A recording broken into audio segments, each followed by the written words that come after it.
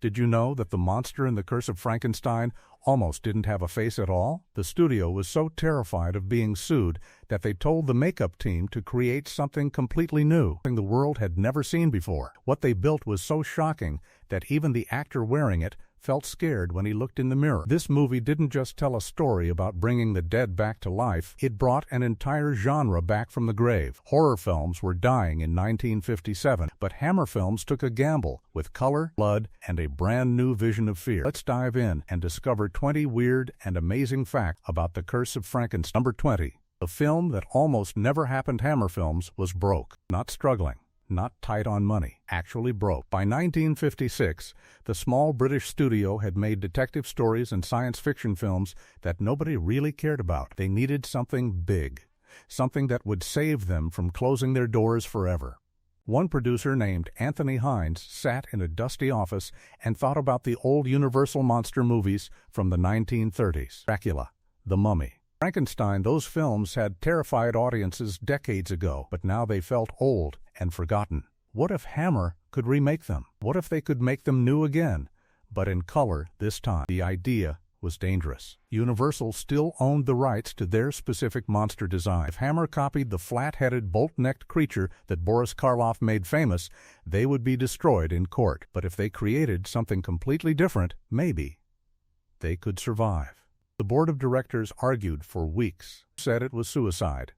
Others said it was their only chance. Finally, they gave Anthony Hines a tiny budget and one warning: make it different, or we all go down together. Hines took the gamble, and that gamble changed horror forever. What looked like desperation became revolution. Number 19. Peter Cushing learned surgery. Peter Cushing didn't just memorize lines. He studied real medical textbooks from the 1800s. He read about how doctors cut into bodies before anesthesia existed, how they sawed through bone with hand tools, how they tried to understand life by taking it apart piece by piece. Cushing wanted his Baron Frankenstein to move like a real surgeon, not an actor pretending. So he practiced. He held scalpels the correct way. He learned the proper angle to make an incision. He even studied how doctors tied sutures, looping thread through skin to hold wounds closed. The director, Terence Fisher, watched Cushing rehearse between takes and couldn't believe what he was seeing. Cushing would stand over the operating table on set, and his hands moved with calm precision, like he had done this 1,000 times before. He never hesitated. He never fumbled. When the camera rolled and Cushing began cutting into the creature's skull, his movements were so smooth and confident that the crew felt uncomfortable. It didn't look like acting anymore. It looked like they were watching something real, something disturbing, something that shouldn't be filmed. One cameraman later said he had to look away during certain shots because Cushing's performance was too believable. The actor had become the monster behind the monster. That wasn't acting. It was real precision. Number 18. Christopher Lee couldn't see or breathe. Christopher Lee spent hours trapped inside a mask that covered his entire head. Makeup artist Phil Leakey built layers of foam latex, cotton, glue, and paint directly onto Lee's face every single morning. The process started at 5 in the morning and didn't finish until nearly 9. 4 hours of sitting perfectly still while chemicals were brushed onto his skin. The worst part wasn't the time. It was what happened after. Once the makeup hardened, Lee could barely see. The prosthetic swelled around his eyes, leaving only tiny slits to look through. He stumbled around the set like he was truly blind, reaching out for walls and railings. Then there was the breathing problem. The nose piece blocked his nostrils, and the mouth appliance made it hard to pull in air. Lee had to take short, shallow breaths through a small gap near his lips. During long takes, he would start to panic, feeling like he was suffocating inside his own face. Tell anyone to stop because speaking would ruin the shot. So he endured. He stood under hot studio lights, sweating inside a rubber prison, fighting to stay conscious. Between takes, the crew would rush over and fan him with towels, trying to cool him down before he collapsed. At the end of each shooting day, removing the makeup took another 2 hours. Leakey had to carefully peel away each layer using solvents that stung Lee's skin. By the time Lee got home, his face was red, raw, and aching. He did this for weeks. What looked monstrous on screen felt like torture behind it. Number 16. The movie was banned before it opened. British censors watched an early cut of The Curse of Frankenstein and immediately demanded cuts. Not small trims, entire scenes. They said the film was too violent, too disturbing, too graphic for the public. The British Board of Film Censors sent back a list of changes that would have destroyed the movie's power. Terence Fisher and the producers argued, negotiated, and begged. They explained that the horror was the point, that the story needed to show the consequences of Frankenstein's obsession. Censors didn't care. Rules. Hammer made some cuts, but they also hid certain shots in different parts of the film, using clever editing to keep the violence without showing it directly. For example, instead of showing the gun firing into a man's face, they showed Frankenstein's cold expression, then cut to the bloody result. The audience's mind filled in the gap, which made it even more disturbing. When the film finally received approval, it was only for an X rating, meaning no children allowed. Some towns refused to show it at all. Religious groups protested outside theaters. Newspapers called it disgusting and immoral. But people lined up around the block to see what everyone was so angry about. What was forbidden became irresistible. Number 15. The Castle was a tiny house. Bray Studios, where they filmed the entire movie, wasn't a fancy Hollywood lot. It was an old mansion outside London that Hammer rented cheaply. The so-called castle in the film was actually just a few rooms with clever camera angles. The grand staircase that Frankenstein walks down? It was about 10 steps, but the camera was placed low to make it look huge. The long hallways? They were short corridors filmed with wide lenses to stretch the space. The laboratory that seems enormous on screen was a cramped set built inside a former ballroom. The crew had to squeeze lights, cameras, and actors into a room barely big enough for all of them. When Frankenstein walks from one side of the lab to the other, it feels like he's crossing a vast scientific dungeon. In reality, he took about 6 steps. The production designer Bernard Robinson was a genius at making small spaces look epic. He used tall doorways, dramatic curtains, and shadows to create depth where none existed. He filled the frame with props, glass beakers, metal instruments, chains, tables, so the audience wouldn't notice how tiny the room actually was. The actors had to move carefully, making sure they didn't bump into walls that weren't supposed to be there. One wrong step and the illusion would collapse, but it never did. Robinson's sets were so convincing that when the film premiered, critics praised the lavish production design, calling it grand and expensive looking. The studio laughed. They had built a Gothic nightmare out of plywood and paint. It looked vast, was actually tiny. Number 14. Christopher Lee hated his own face. When Christopher Lee first saw himself in full creature makeup, he didn't feel proud or excited. He felt ashamed. He thought he looked ridiculous. The scarred skin, the dead eyes, the stitched forehead, it all seemed too grotesque, too ugly, not frightening in the right way. Lee had imagined playing the creature as something tragic and human, a victim of Frankenstein's cruelty. But when he looked in the mirror, he saw a rotting corpse, something so hideous that no one could feel sympathy for it. He complained to Terence Fisher, saying the makeup was too much, too extreme. Fisher listened politely, then ignored him completely. The director knew exactly what he wanted, a monster that looked like it had been built from stolen, decaying body parts. Lee had no choice but to trust him. As filming continued, something strange happened. Lee started to understand the makeup's purpose. It wasn't supposed to make him look sad or sympathetic.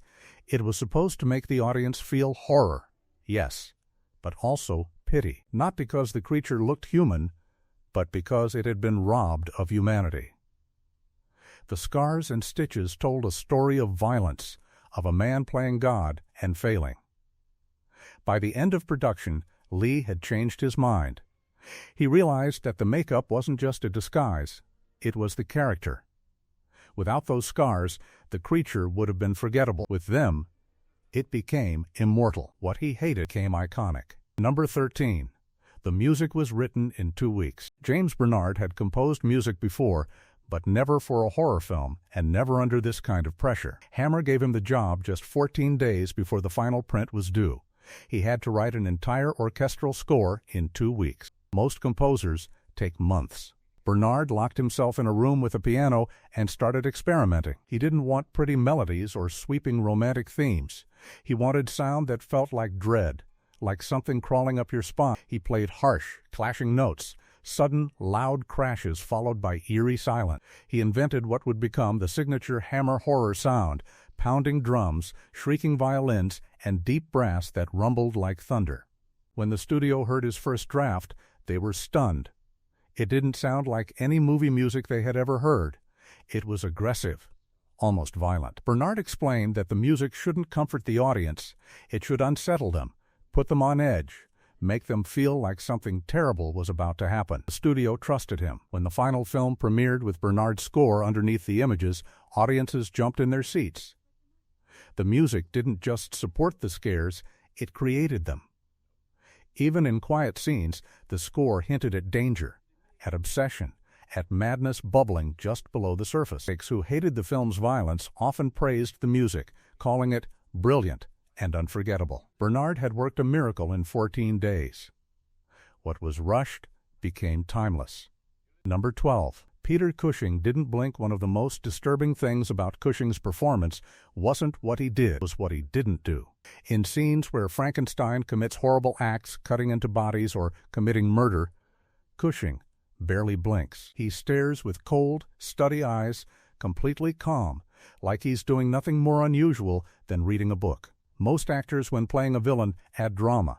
They scowl, they sneer, they show emotion. Cushing did the opposite. He removed emotion. His Frankenstein wasn't a wild-eyed madman cackling over dead bodies. He was a scientist, methodical and rational, who simply didn't care about the human cost of his experiments. That empty stare was more frightening than any amount of shouting or evil laughter. Terence Fisher noticed this during rehearsals and told Cushing to keep doing it. The director understood that real evil often looks ordinary, even polite. Cushing played Frankenstein like a gentleman having tea, except instead of sugar and milk. He was discussing which brain to steal. The crew found it chilling. Between takes, Cushing would smile and joke, a kind and friendly man. Then the camera would roll, and his face would become a mask, his eyes distant and empty. Animation took seconds. One actress said it was like working with two different people, knew which one would show up when the director called action. That calm cruelty became the heart of the film. What wasn't shown became most terrifying. Number 10. Hazel Court was freezing. Hazel Court, who played Frankenstein's fiancée Elizabeth, wore beautiful period gowns that looked elegant on camera. Off camera, she was shivering. The costumes were historically accurate, made from thin fabrics designed for the 1800s, not for the cold British winter. Bray Studios had no proper heating. The old mansion was drafty, with gaps in the walls and windows that didn't seal properly.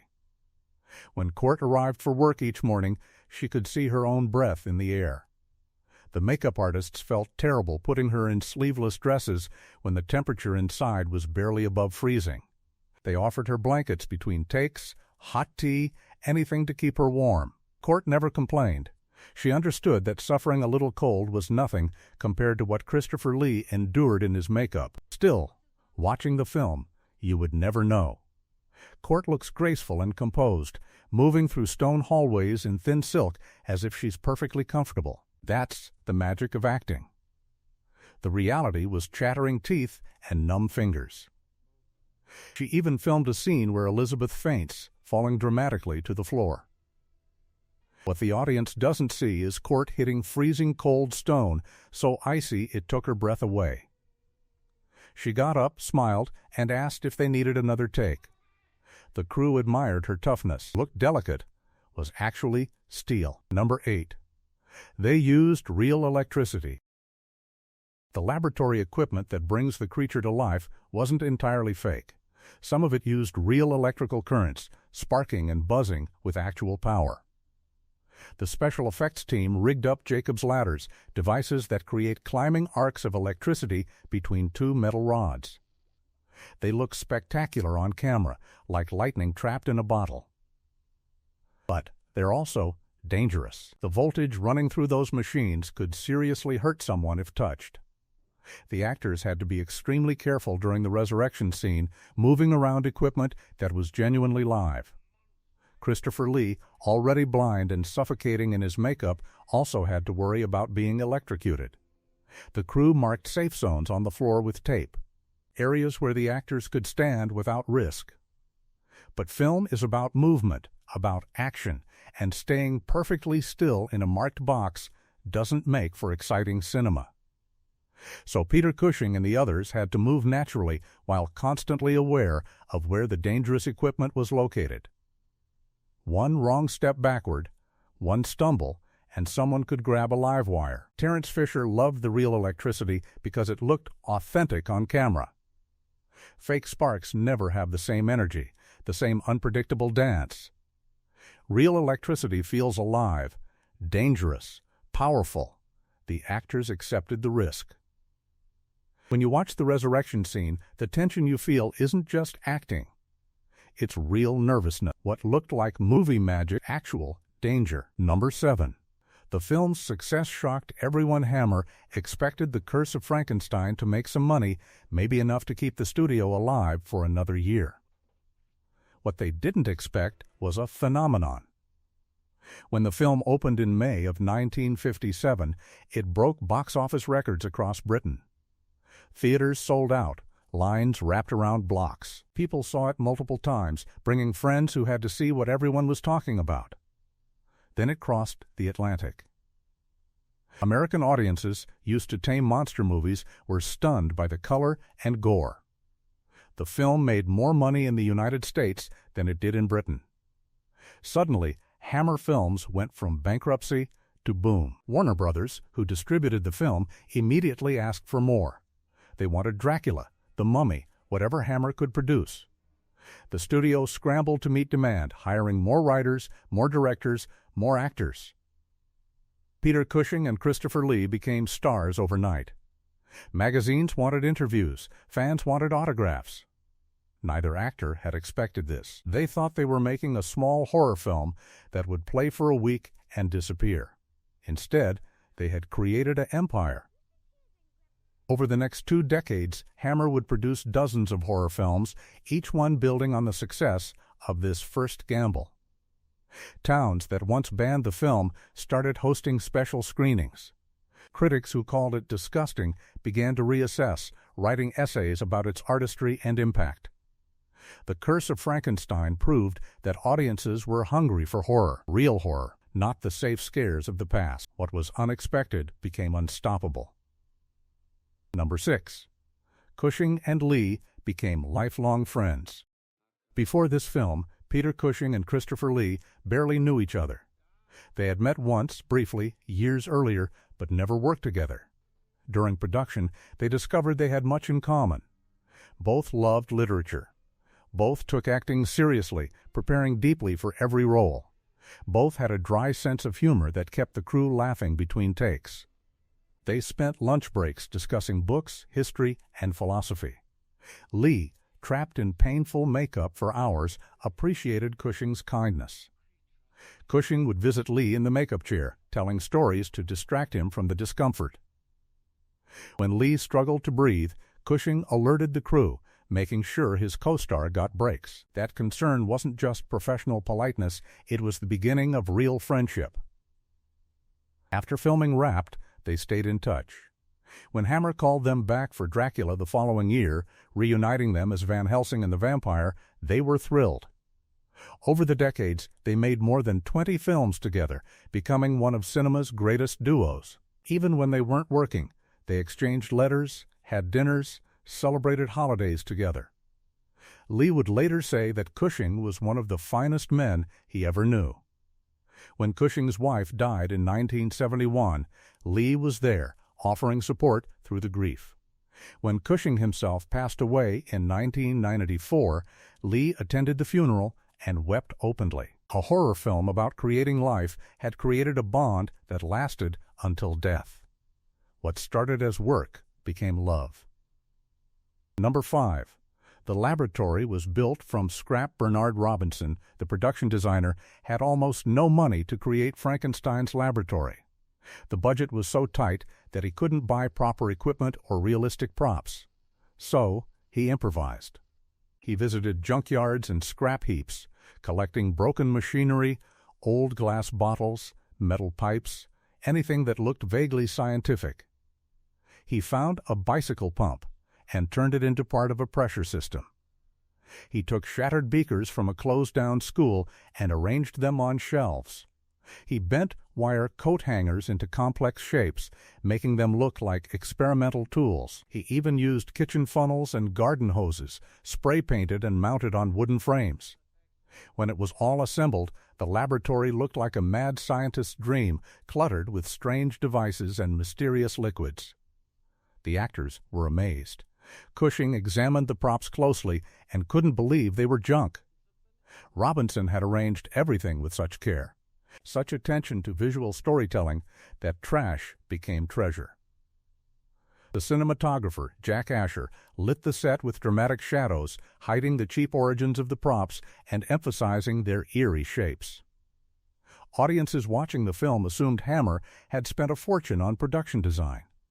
In reality, Robinson had built the whole thing for less than the cost of a used car.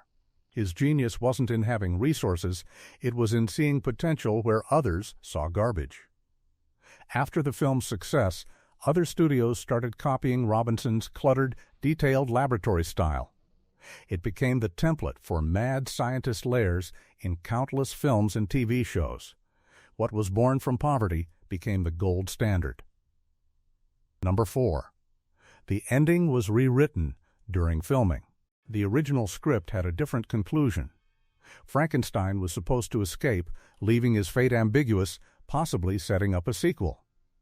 But as filming progressed, Terence Fisher felt that ending was too soft, too easy. This Frankenstein wasn't a misunderstood dreamer.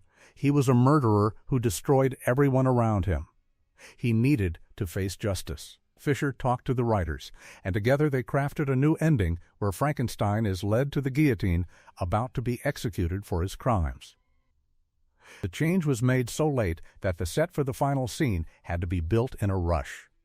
The guillotine prop was borrowed from another studio and repainted overnight. Peter Cushing didn't see the new script pages until the morning of the shoot. He read them quickly, absorbing the change, then delivered a performance that was chillingly calm. His Frankenstein, even facing death, shows no remorse, no fear. He's still convinced he was right, that his work was important. That stubborn pride, that refusal to admit error even at the very end, makes the character truly monstrous. When test audiences saw the new ending, they applauded. It felt earned, satisfying in a dark way. Fisher's instinct had been correct. The ending also did something clever. It closed Frankenstein's story while leaving the creature's fate unknown, opening the door for future films to explore different angles. Hammer took note. The film's success led to multiple sequels, each one bringing Cushing's Baron back through various clever twists. But none of them would have happened without that last-minute rewrite. What was changed became perfect. Number 3. Christopher Lee had no dialogue. The creature in The Curse of Frankenstein never speaks, not one word. This was a deliberate choice by the filmmakers, but it made Christopher Lee's job incredibly difficult. Acting is often about language, about delivering lines with emotion and nuance. Lee had to convey everything: confusion, pain, rage, sadness, through movement and sound alone. He studied how animals move when they're injured, how they stumble and reach out. He watched footage of patients recovering from brain surgery, people whose motor control was damaged. He practiced walking like someone whose body doesn't quite work, whose limbs don't respond properly to commands. The result is heartbreaking and terrifying at the same time. The creature moves like a puppet with tangled strings, jerking and swaying. Lee also created a vocabulary of sounds, groans, whimpers, hisses, that suggested a mind trapped inside a broken body, trying desperately to communicate but unable to form words. Some of these sounds were improvised on set. Lee would react to what was happening in the scene, and whatever noise came out became part of the character. Terence Fisher loved this approach. He felt that giving the creature dialogue would have made it too human, too relatable. By keeping it silent, the creature remained other, something that couldn't be reasoned with or understood. It also made the few moments of almost human emotion more powerful. When the creature reaches toward Frankenstein, there's a flicker of recognition, of pleading, that doesn't need words. Lee proved that silence could be more expressive than speech. What wasn't said became most moving. Number 2. The color red changed horror forever. Before The Curse of Frankenstein, horror films were shot in black and white. Blood was chocolate syrup. Wounds were dark smudges. Everything was shadowy and implied. Hammer's decision to film in Technicolor was revolutionary and risky. Color film was expensive. It required more light, more careful set design, more precise makeup. But it also offered something no horror film had delivered before: the visceral impact of seeing blood that actually looked like blood. When the film premiered, and audiences saw bright red gore on screen for the first time, the reaction was intense. Some people felt sick. Some walked out. But most stayed, riveted by the transgressive thrill of seeing something they weren't supposed to see. That color red became Hammer's signature. In every subsequent horror film they made, Dracula, The Mummy, Curse of the Werewolf, they pushed the boundaries of what could be shown, using color to amplify the horror. Other studios noticed. Soon, American and European filmmakers started shooting horror in color too, trying to match Hammer's visceral impact. The entire genre shifted. What had been atmospheric and suggestive became graphic and confrontational. Critics debated whether this was progress or degradation. Was colorful gore art or exploitation? Hammer didn't care about the debate. They knew they had changed the rules. Decades later, directors like Dario Argento and Sam Raimi would cite Hammer's use of color as a major influence, proof that style and substance could merge in beautiful, bloody ways.